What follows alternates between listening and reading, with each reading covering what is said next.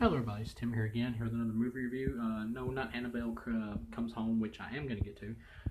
This is for a newer film that I just recently saw, Godzilla King of the Monsters, which I gotta say it's gotten like mixed reviews from critics, but it's getting mostly a positive score from fans. I gotta say, I really enjoyed it. I'd give it a solid 4 out of 4. I thought it was an awesome time. It's not perfect, it has flaws. For the first act of the movie, it was taking a little while to get to Godzilla, and I was like, oh god, is this a repeat of the 2014 film, which I didn't hate, which I thought was just good. Um, this film I do think is better. I also thought Kong Skull Island was better than the 2014 Godzilla as well. Once again, I didn't hate that film. I thought it was just like fine, just fine. There was just too much penis teasing of Godzilla. But as is, though, it was taking a little while to get to Godzilla, and I was like, I'm getting bored with these human characters, and not very interesting. Charles Dance is like the real villain here. He was good.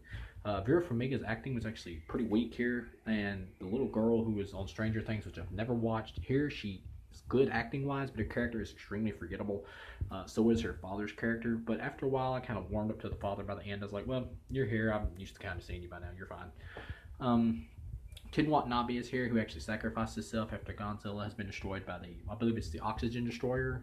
It was actually a weapon that was in the original 1950s Godzilla Japanese film, and here it pretty much kills Godzilla, or he's dying from it. And Ken Watanabe like blows up a nuclear bomb. He has to do it by hand, and he resurrects Godzilla from the radiation. That was pretty cool. He was good. I like the fact that he sacrificed himself, and I didn't see that coming.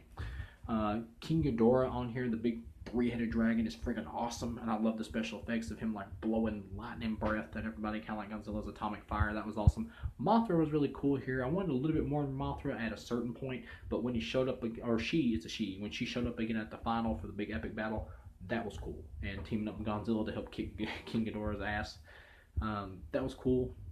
Just the human characters are boring, but the human characters don't matter in a film like this. I heard that criticized by critics, like, "Oh, the humans they're just not that interesting." I'm like, the humans aren't really meant to be interesting. They're just meant to be good enough to get you through the movie of their plot till you get to the monsters. The humans are just there to further the plot of the real stars, which are the Titans, the Godzilla and them.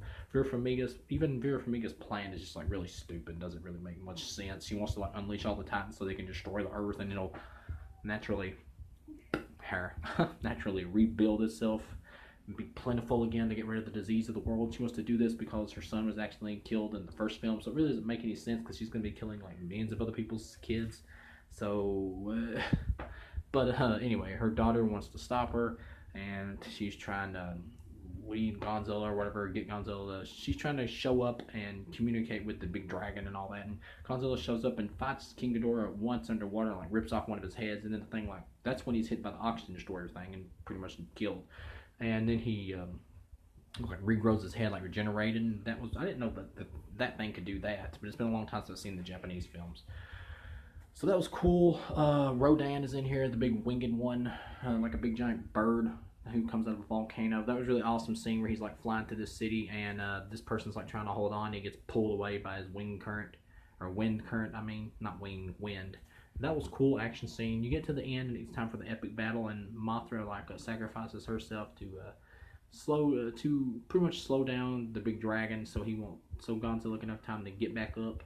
And he gets destroyed, or she gets destroyed. I keep calling her he, but she gets destroyed, and her power, like her radiation power, like sprinkles onto Godzilla, combines with him. Then Godzilla gets back up again, and they start fighting again. And he's got this new awesome ability that I know is in one of the Japanese films, but I forgot what it was called. And he can do like these sonic blasts that just like evaporate King Ghidorah, and that was just awesome. I love that. And I'm thinking they're making Godzilla versus King Kong after this. Like, how does King Kong stand a chance against like a Godzilla that can do friggin' sonic booms and destroy like anything by completely annihilating? I don't even see how King Kong would stand a chance against like a regular Godzilla. Really, I don't get that. He's just a monkey. This thing has friggin' atomic fire breath.